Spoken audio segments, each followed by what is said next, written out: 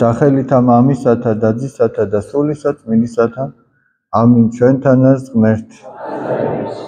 დიდება და მადლობა ღმერთს დღევანდელი წირვისათვის. ჩვენ სახარებიდან ამოვიკითხეთ მონაკვეთი, სადაც აღწერილია როგორ მივიდა ერთ-ერთი ახალგაზრდა კაცი მაცხოვართან ეს მოიტანე შენება და ეკითხება რა გავაკეთო რომ საუკუნო ცხოვრება დავიმკვიდრო და მაცხოვარი პასუხობს რომ ცნებები იცი დაიცავი ეს ცნებები არა იმრუშო არა იპარო პატივი ეცი მამასა შენსა და დედასა შენსა და ასე შემდეგ. და ეს კაცი ეუბნება, ეგო, ჩემი სიყრმიდან დავიცავიო და რაღა მაკლია. და უფალი ეუბნება, წადიო, გაყიდეო შენი მონაგებიო და გამომყევიო და გექნებაო საუნჯე ცათაშინა. და ეს კაცი დიდარი იყო და წავიდა დამწუხრებული, ესე იგი. ვერ გააკეთა ის, რაც მაცხოვარმა უთხრა. და უფალი ამბობს, რომ უფრო ადვილად შევაო, აქლემიო, ნემსის ყუნჩიო, უფრო ადვილად გაივლისო, ვიდრე მდიდარი შევა სასუფეველში. და სხვაგან ამბობს კიდე უფრო რომ დააზუსტოს, ვიდრე ის ადამიანიო, ვისაც სიმდიდრის იმედი აქვს. აი ეს არის კიდე მთავარი, ვისაც სიმდიდრის იმედი აქვს. ახლა მინდა ორი სიტყვით, აი ვერცხლის მოყარეობასთან დაკავშირებით ვისაუბროთ, რა არის ეს ცოდვა. ამ კაცს როგორც ჩანს ჰქონდა ეს ცოდვა ვერცხლის მოყარეობის. ვერ დათმო თავისი სიმდიდრე იმისათვის, რომ მაცხოვარს გაყოლოდ. ვერცხლის მოყარება არის ერთ-ერთი უდიდესი უნება ადამიანში. იგი ჩვენ ვიცით რომ ყველაზე მთავარი უნება და ცოდვა ეს არის ამპარტავნება. ამპარტავნება, რომელიც ესე იგი დაემართა ანგელოს, რომელმაც მოინდომა რომ ღმერთს გატოლებოდა და მან მადლიერებით არ მიიღო, მადლიერი არ იყო ღვთისა იმის გამო, რაც მას ჰქონდა ღვთისგან მიღებული და მოინდომა კიდევ უფრო მეტი. და მოინდომა რომ ღმერთს გატოლებოდა და ამის გამო ის ზეციდან იქნა გადმოგდებული. აი ეს მადლიერება და ესე იგი ამპარტავნება ძალიან ახლოს არის ერთმანეთთან რა კუთხით, რომ თუ ადამიანი მადლიერი არ არის იმისა, რაც მას აქვს და არ გძნობს რომ ეს ყველაფერი ღვთისგან აქვს მიღებული, მაშინ ის უკვე ამპარტავნებაში ვარდება. ეს კიდე სხვა საკითხია, ამას ცოტა მოგვიანებით შევეხოთ, მაგრამ ახლა რაც შეეხება ვერცხლის მოყარებას, ამპარტავნებასთან ერთად ნაყროვანება და ვერცხლის მოყარება არის ის სამი საფუძველი, საიდანაც ყველა უნება და ცოდვა გამომდინარეობს. ამპარტავნება, ნაყროვანება და ვერცხლის მოყარება. როდესაც ადამიანს ესე იგი არ აქვს კმაყოფილება და მადლიერება იმის გამო, რაც მას აქვს, მას კიდევ უფრო მეტი და მეტი უნდა. აი ჩვენ თავს დავაკვირდეთ უბრალოდ, აი როდის უფრო კარგად ვართ, როდესაც კმაყოფილი ვართ იმით, რაც გვაქვს, თუ როდესაც არასოდეს არ ვართ კმაყოფილი იმით, რაც გვაქვს. შეიძლება ჩვენ ძალიან ბევრი გქონდეს, მაგრამ არ ვიყოთ კმაყოფილი იმით, რაც გვაქვს. და ჩვენი გული ყოველთვის დამძიმებული, აფორიაქებულია, ყოველთვის ბედნიერებას წინ ელოდება, ეძებს. მაგრამ ვინც კმაყოფილია იმით, რაც აქვს, მან იცის რომ უკვე ბედნიერია. ის უკვე ბედნიერია ფაქტიურად, ესე რომ ვთქვით. იმიტომ რომ მას ეს სურვილები არ ტანჯავს. თორემ შეიძლება აი რომ შევხედოთ სახარებისეულად დიდარი და გლახაკი ლაზარე. როგორ ამბობს წმინდა გაბრიელ ეპისკოპოსი, ლაზარეს გული დამშვიდებულია და დამტკბარია, რადგან მასში უფლის იმედია და მიუხედავად იმისა, რომ მას არაფერი არ აქვს, ის კმაყოფილია იმ ყოფით, რაც აქვს და მადლიერია ღვთის. და ითმენს იმას, რაც არ აქვს და მადლობელია იმის გამო, რაც აქვს. და მდიდარს მასთან შედარებით და ძალიან ბევრთან შედარებით 1000-ჯერ მეტი ჰქონდა, მაგრამ მისი გული ვერ არის მშვიდად.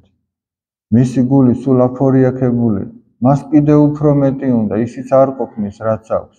წარმოედგინეთ, ვისაც ძალიან ბევრი აქვს, იმას არ ყოფნის, რაც აქვს. და ვისაც არაფერი არ აქვს, ის მადლობელია იმისათვის, რაც აქვს.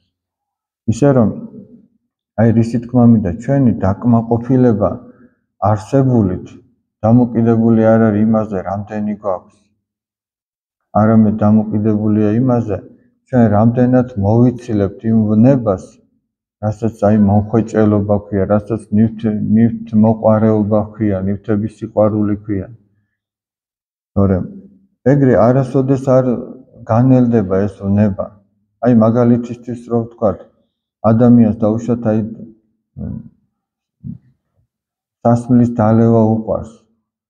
რომ დალევს, ამით ეს ვნება კი არ ცხრება. ამით კიდევ უფრო აღინთება მასში. ადამიანს ჭამა რო უყვარს და რომ ჭამს, მუცელი არასოდეს არ ეტყვის, რომ საკმარისია, მორჩა. მას კიდე უნდა. შეიძლება ადამიანი აი სადღაც თუ არ გაჩერდა, მუცელი კიდევაც როგორც იტყვიან, ყური გასაჭრელი გაუხდა. ეგ არასდროს არ იტყვის, რომ მორჩაო. და აი ჭამა რომ მადარო ჭამაში მოდის, ეხლა პირიქით, მადარო ჭამაში მოდის, ყველგან ეგრეა. იმ ვერცხლის მოყარების საქმეშიც ეგრეა. და ჩვენ თუ გვინდა რომ მშვიდად ვიყოთ და ჩვენი გული მოსვენებული იყოს, მაშინ ჩვენ უნდა ვისწავლოთ, რომ ვიყოთ კმაყოფილი იმის გამო, იმითი და მადლიერი იმის გამო, რაც გვაქვს. და მაშინ ადამიანის გული დაისვენებს და იქვე იპოვის ბედნიერებას და არასოდეს წინ არ დაელოდება.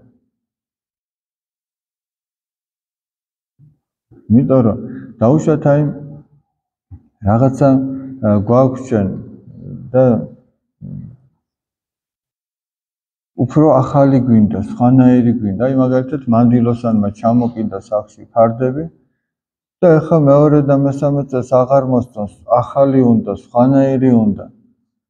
იმ სხვანაირსაც რო ჩამოკიდებს და კიდე სხვანაირი უნდა, იქ ხომ მაინც უნდა მიხვდეს, რომ აქ საქმე ფარდებში კი არ არის. აქ საქმე ჩვენშია. აი დღეს მით უმეტეს აი რაღაცა ძალიან ატაცებულები ვართ, მით უმეტეს პატარები, ახალგაზრდები. აი ტელეფონი უნდა, კიდე უფრო ახალი უნდა, არა და არ ჭირდება. თვითონაც ხო იცის, რომ არ ჭირდება. აი iPhone 10 გამოვიდა, iPhone 10 უნდოდა. 11 გამოვიდა, ეხლა ის უნდოდა. 12 გამოვიდა, ანუ ჩვენ დამოკიდებული ვართ რაზე, იცი? მისი შემქმნელები რამდენს გამოუშვებენ, იმდენი გვინდა. ხო და ჩვენ ვიღაცაზე ვართ უკვე დამოკიდებული, მიჯაჭვული ვართ რაღაცას. თორემ აი ადამიანი რომ შეიძენს იმას თავის სასურველ ნივთს დღეს რომ უნდოდა, ხოლზე აღმოაჩენს, რომ ესეც უკვე აღარ უნდა, კიდე სხვა უნდა. და ანუ ყოველთვის ელოდება მომავალში, რომ იქნება გახარებული და ბედნიერი. მაგრამ იმ მომავალში რომ მიიღებს თავის სასურველ ნივთს და იქაც აღმოაჩენს, რომ ისიც უკვე მალე მოძველდა და კიდე ახალი უნდა, იქ მაინც უნდა მიხვდეს, რომ ეს ვნებაა ჩვენში ჩაბუდებული და ის არასოდეს სიამოვნებას არ მოგანიჭებს. სიამოვნებას მოგანიჭებს ადამიანს ის, რომ იქნები მადლიერი ღვთისადმი და რაც დღეს გაქვს, აი ამის გამო მადლობას ეთქვი. და არ დაიწყებ იმის ძებნას, რომ ხო არა იქნება, ზეგრა იქნება, მაზეგრა იქნება. როგორ ამბობთ, პური ჩვენი არსობისა მომეც ჩვენ დღეს. ეს თითქოს ჩვენ აი ყოველ დღე ვამბობთ, მაგრამ რა ვიცი აბა.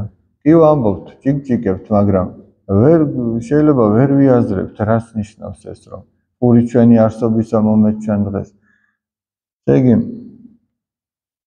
თუ ადამიანი აღმოაჩენს, რომ ღმერთმა თვიდან თვემდე გაიყვანა როგორღაც, ერთხელ, ორჯერ, სამჯერ, 10ჯერ, ხო უნდა მიხვდეს, რომ ღმერთი არ ტოვებს ადამიანს. ღმერთი კიდევ გაიყვანს, რომელი თვეც არ უნდა დადგეს. იქაც მისცემს იმდენს, რამდენი სჭირდება. მაგრამ თუ საჭირო არ არის რომ გაამდიდროს, არ გაამდიდრებს. თორე იყო ასეთი შემთხვევა. ერთი კეთილი კაცი იყო, ევლოგი ერქვა, ქვისმთლელი იყო. და რასაც შეულობდა, მოკლედ, ბევრს არ შეულობდა, მაგრამ არასოდეს ის გაჭირებულს ისი არ შეულიდა, რომ არ დახმარებოდა. იყო იქ ერთი დიდი მოძღვარი, მართლაც დიდი მოძღვარი და ეს ფიქრობდა, რომ ამ ევლოგისო, მაგრამ ის ადამიანურად ფიქრობდა. ამ ევლოგის რომ დიდძალი შემოსავალი ჰქონდესო, რა კარგი იქნებაო, ხო, უფრო კიდე რამდენ ადამიანს დაეხმარებაო. და დაიწყო ლოცვა იმისათვის, რომ ამ ევლოგის უფრო მეტი ფული ჰქონოდა, მეტი შემოსავალი ჰქონოდა. თუმცა ღმერთმა გამოცხადებით უთხრა, რომ არ იქნება ეგ მისთვის კარგი, მაგრამ ეს დაჟინებით ითხოვდა. და ღმერთი მოწყალეა და ბევრი რამე გამოაჩინა იმით, რომ შეუსრულა სათხოვარი ამ კაცს. და ერთხელაც, როდესაც ევლოგი მიდიოდა და ქვას თლიდა უნდა გამოემტრია, იპოვა რაღაცა დიდძალი განძი. ახლა ეს განძი რო იპოვა, უკვე საფიქრალში ჩააგდო ამ ყველაფერს.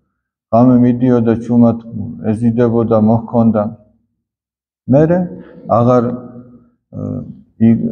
ვეღარ შეეგუა იმ თავის ადგილს სამყოფელს, უნდოდა რომ ქალაქში გადასულიყო სადღაც. მერე იქ დაწინაურდა,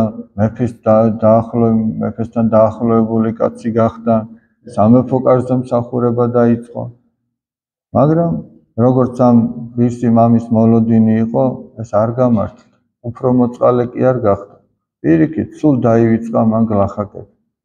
თუ უკვე იღუპებოდა და უფალმა უთხრა, აი ნახეო, შენგან გამოთხოვილი სიმდიდრე, რომელიც ამ კაცს აქვს, რა დღეში ჩააგდო. ყველა დაივიწყა და საკუთარ სულსაც იღუპავდა. ეს კაცი სინანულში ჩავარდა და ახლა ლოცულობდა იმისათვის, რომ ღმერთს ეშველა იმ კაცისთვის.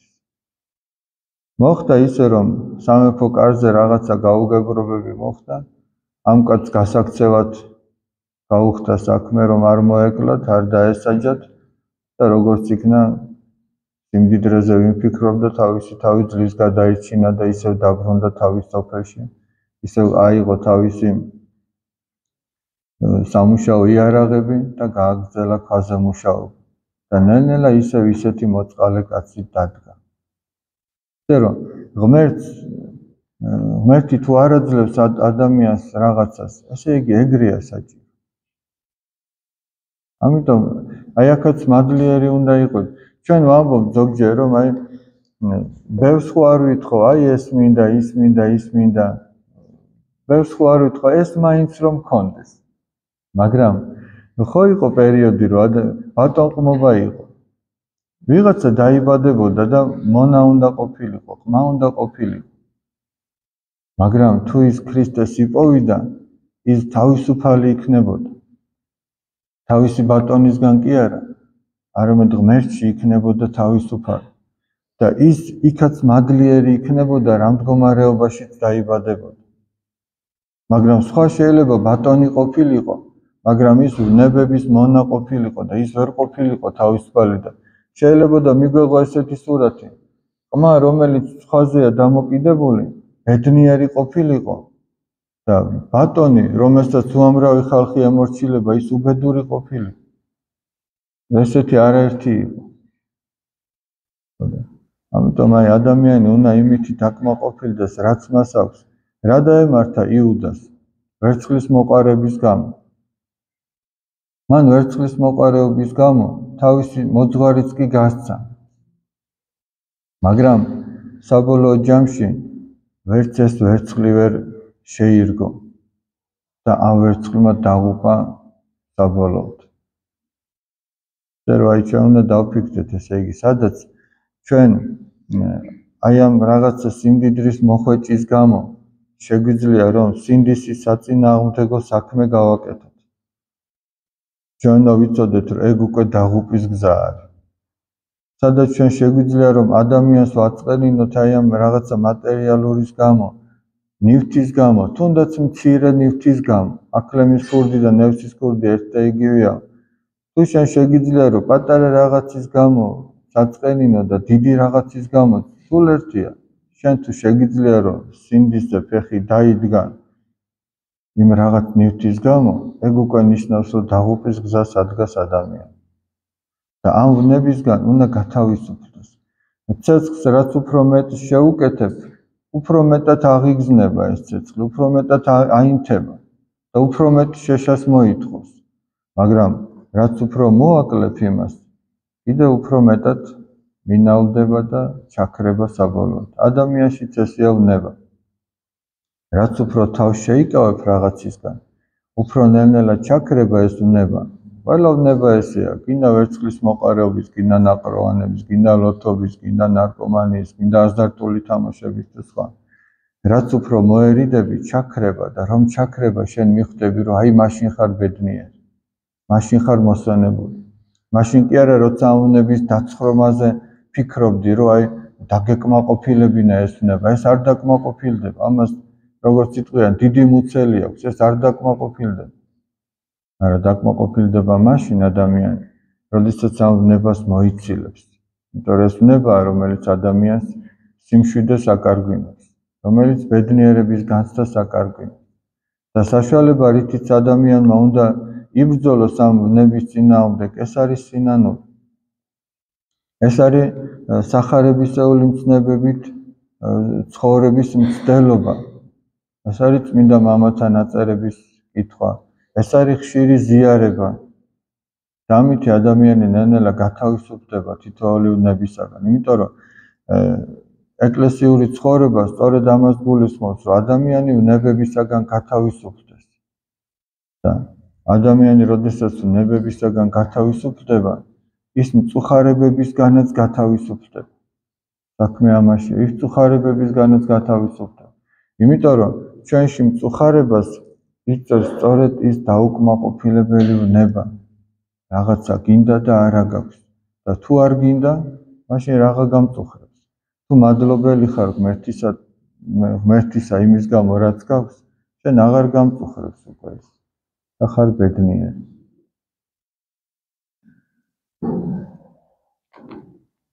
ვერცხლის მოყარეობას წმინდა მოციქული პავლე კეფთაყვანისმცემლობას უწოდებს.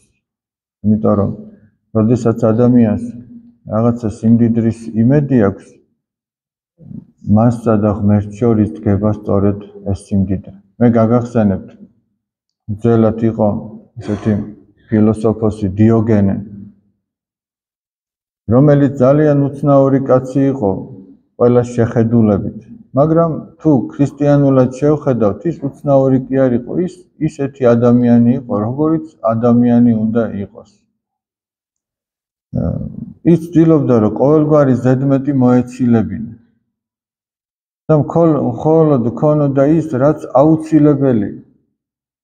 ჯერ ერთი რომ ის საერთოდ სახლში არ ცხოვრობდა, ეს რა თქმა უნდა უჩვეულოა ყველასთვის. კასტრში ცხოვრობდა. ერთადერთი ნივთი, რაც მას ჰქონდა, ეს იყო ჯამი, რაღაცა პატარა, რითიც ის წყალს სვამდა.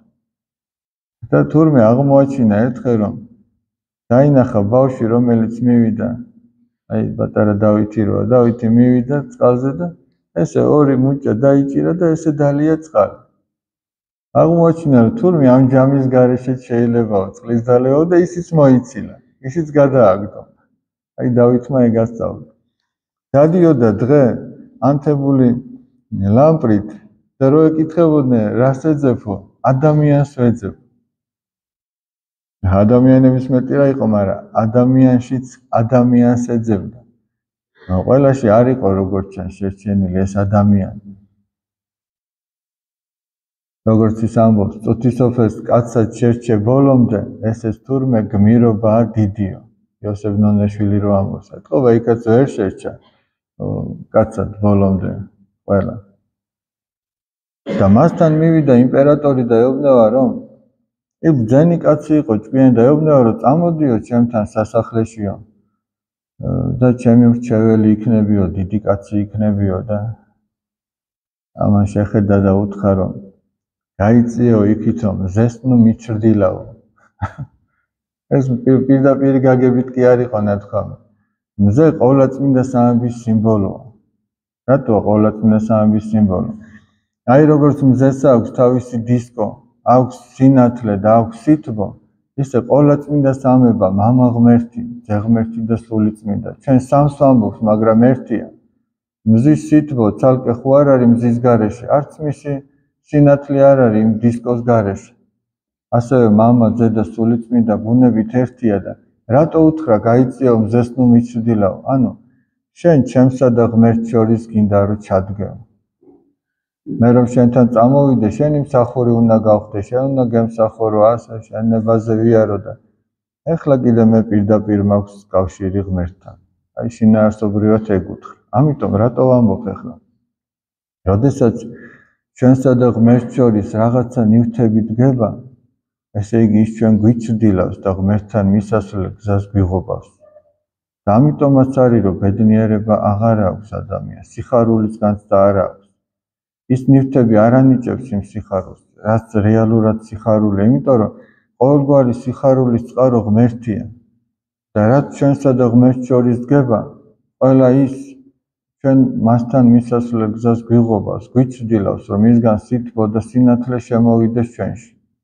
ამიტომაც რაც მალე გათავისუფლდება ადამიანი ამისგან, მით უფრო მალე მოეფინება მას სითბოც და სინათლეც.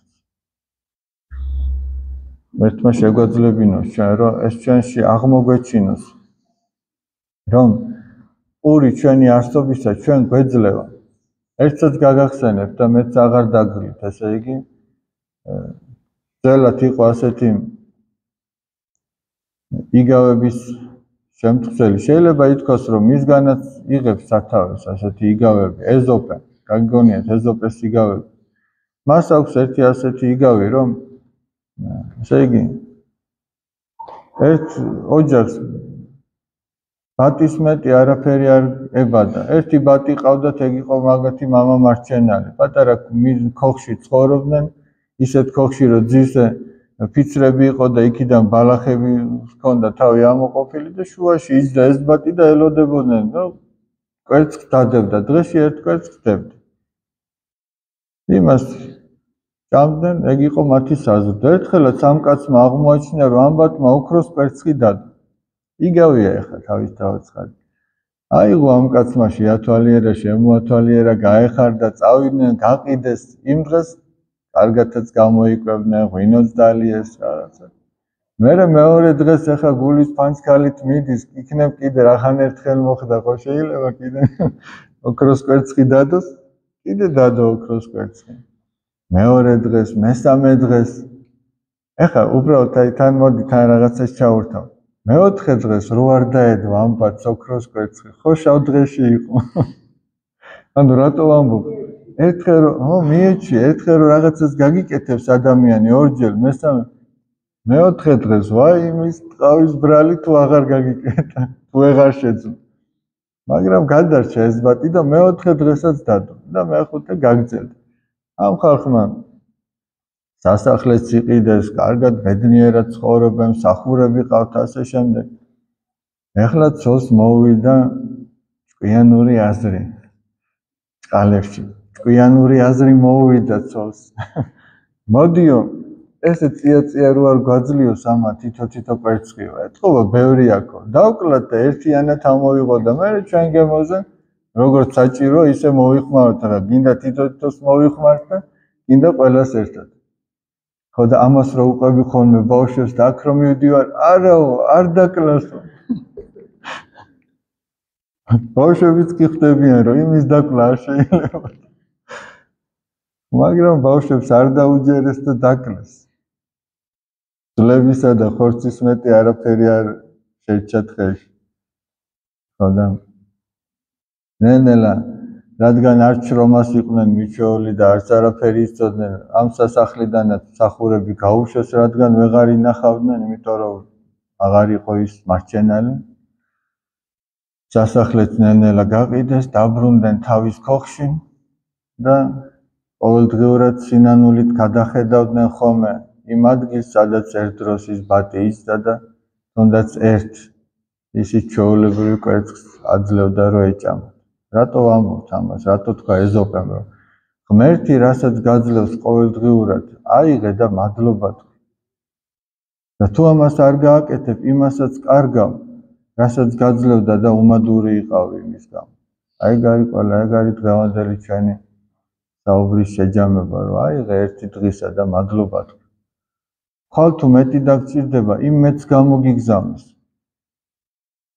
ზეგთუმე, ეხლა ჩვენ განა ეგრე არა ვართ, დავუშვათ აი ფეხი რა ზომა გაქვს? 37.